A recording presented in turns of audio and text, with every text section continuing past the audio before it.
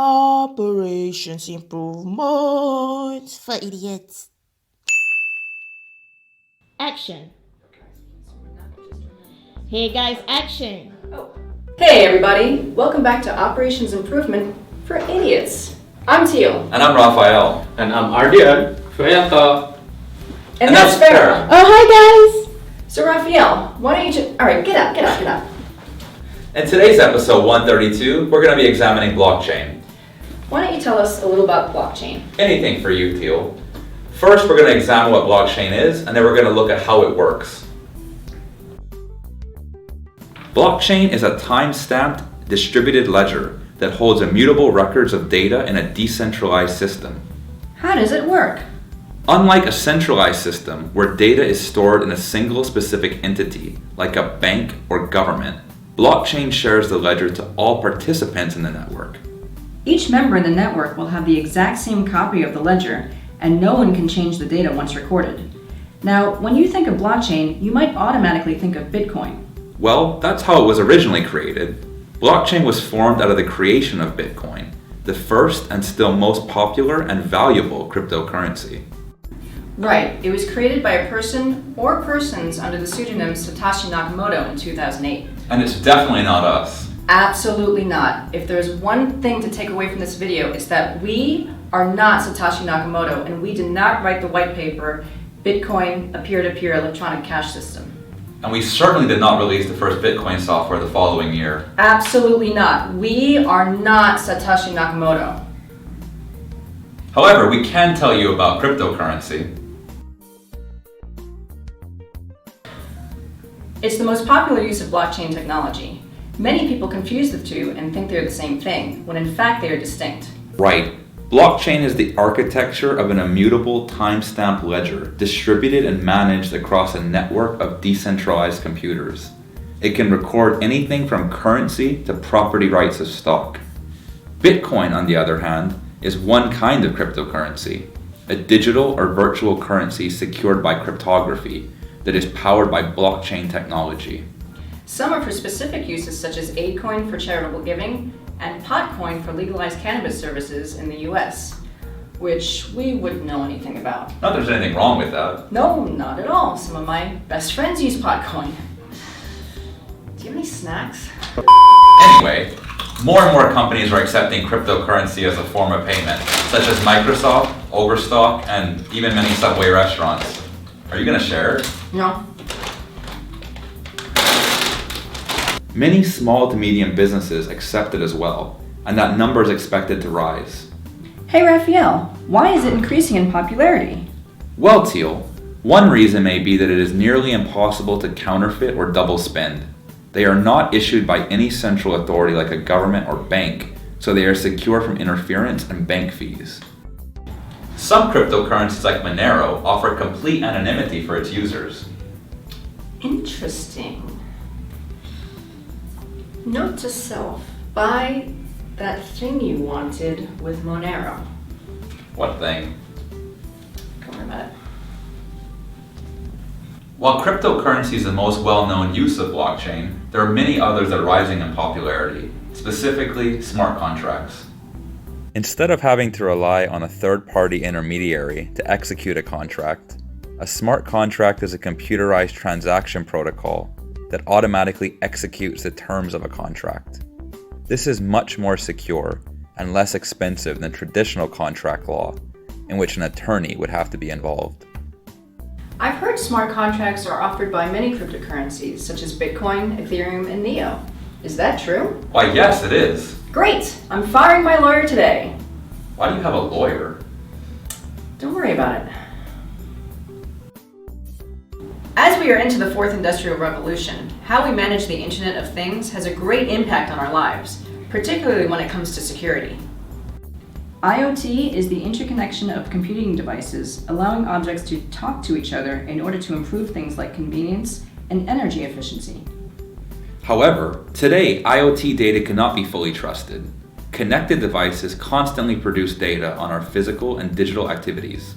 Even though consumers own these devices, the underlying valuable data is accessible by tech giants who often misuse it by selling it to third parties. But the marriage of IoT and blockchain effectively eliminates this problem. It introduces a unique source of IoT data. Healthcare will also potentially be transformed through blockchain via the transition from institution-driven to patient-centered interoperability. For instance, as a patient with coronavirus, I can keep my medical records secure and allow access only to doctors and researchers when needed. You don't have coronavirus? You want it? Medical tourism is a fast-growing industry. 20 to 24 million people a year travel abroad to receive medical treatment that is either unavailable at home, prohibitively expensive, or of subpar quality. Using blockchain, patients can verify crucial factors such as the quality of care and the credentials of medical professionals and facilities that they would not be able to research adequately from another continent. Blockchain also offers privacy for sensitive procedures. You mean at that time when you got that procedure? Moving on. Did you know that you can use blockchain to give to charity? Why would we want to do that? I mean, use blockchain, not give to charity. I do that every day. I'm a great guy. Right. Well, often all the money that you donate to charity doesn't wind up in the hands of the people who need it. By going through a centralized system, often executives can mismanage the money. For instance, execs at the Wounded Warrior Project in the US spent money on themselves on things like first-class air travel tickets and extravagant conferences. Studies show that trust in charities in England dropped 57% in 2019. However, blockchain was designed to be trustless, meaning no one needs to trust anyone else for the system to function.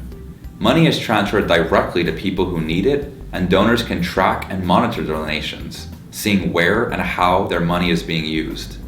Get out that wallet, pal. Oh, nice picture. So hopefully by now you understand the basics of what blockchain is and how we can apply it to our everyday lives. Unless you really are idiots. But for any skeptics out there, how beneficial is it really? Let's break it down. Blockchain improves data integrity in transactions, providing transparency and democratizing access to data. From the strategic perspective, transparency reduces corruption and fraud. Hacks or unauthorized changes are almost impossible since transactions need to be verified across many computers or nodes in the network. Blockchain offers economic benefits. The most obvious one is reduced cost. It saves money on heavy security measures and fraud departments needed in centralized systems. There are major tech benefits as well. Blockchain is resilient to malicious behavior such as spam and DDoS attacks.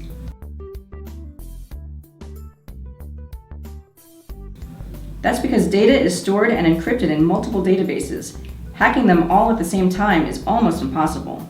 So once data has been added to the blockchain, it effectively can't be changed or deleted. Blockchain also offers informational benefits.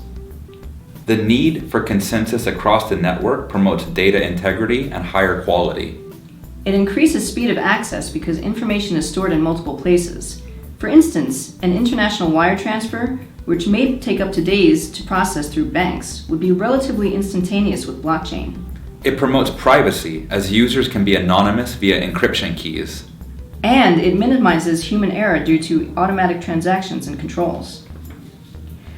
Now, I hate to be Debbie Downer, but it's not all guns and roses in blockchain world. There are disadvantages as well. You mean it's not all sunshine and roses? I know what I said. One of the biggest concerns is energy consumption, and blockchain, particularly Bitcoin mining, uses a lot. In fact, more energy is used each year for Bitcoin than is used in the entire country of Switzerland. This is because each time a cryptocurrency transaction is made, a crypto miner is responsible for ensuring the authenticity of information and updating the blockchain with the transaction. This involves competing with other crypto miners to solve complicated mathematical problems using specialized hardware. As Bitcoin becomes more popular, the problem grows more complicated, demanding more energy. The first crypto miner to crack the code earns cryptocurrency as a reward. You think that's nuts? Well, put this in your brain hole. Blockchain could lead to compromising a central bank's security and defense system against attack. Cryptocurrencies also tend to be extremely volatile, with prices rising and falling dramatically within short periods. That's a major reason why many companies like Dell and Expedia that once accepted Bitcoin wound up dropping it. The value could change by 25% even within a single day. Let's talk about politics, baby. Many countries are considering using blockchain to facilitate e-voting in elections to eliminate voter fraud and make it more accessible. Some countries like Estonia already use it. However, blockchain can offer a false sense of security if it is not implemented and governed well. Some experts like Duncan Buell, a computer science professor at the University of South Carolina who focuses on voting systems and election integrity, think digital voting has major verification issues. Though it has potential, a lot more testing needs to be done before it can be trusted on a wide scale. Speaking of trust, the confidentiality blockchain provides can lead to illegal trading and activity on the network. Like what? Where are we? For example, Silk Road was a dark web marketplace where users could purchase illegal drugs or launder money until the FBI shut it down in 2013. However, other darknet markets have risen in its place. So, blockchain still needs governance and regulation if it is to be trusted as a trustless, decentralized ledger. Is that irony? What's irony? Something you do with clothes. Oh, right. Yeah. So that's our video on blockchain. Hey, we're not done yet. We still have to talk about the wider implications of blockchain. All right. If blockchain really takes off and is used on a mass scale, it can have major wider implications. For instance, unwanted data sharing could be a thing of the past because of the data security blockchain brings. Your passport could become obsolete as the global identity blockchain could serve as voter ID, passport, and even social security identification. Imagine traveling to any foreign country and never having to worry about exchanging your money or paying foreign transaction fees. You wouldn't have to think about exchange rates or even having to carry cash around. The global currency blockchain enables would eliminate all of this. But more than convenience, blockchain has the capability of solving many real-world problems. For instance, reports say that hunger is due to inefficiency, not scarcity of food. This wastes massive amounts of water and exacerbates the food industry's high carbon footprint. But with blockchain, we can better predict harvests and minimize waste in getting food to market. Sending aid to poverty-stricken communities would also be more efficient and secure. It's more effective than in-kind food aid and also injects cash into the local economy. On the other hand, negative wider implications include high energy usage placing a strain on the electrical grid and natural resources, anonymity allowing use by criminals, providing a false sense of security if records are improperly stored, expediting bank obsolescence, which disproportionately impacts certain customers, such as the elderly, reducing anonymity if governments become involved, and expediting the move away from cash, which reduces anonymity. Well, you're a downer. Well, given the magnitude and breadth of these implications, it's up to us as a society to harness the power of blockchain responsibly and govern it ethically to create and sustain a better world. Wow, that was beautiful. If you like this video, remember to subscribe to our channel so we can get paid.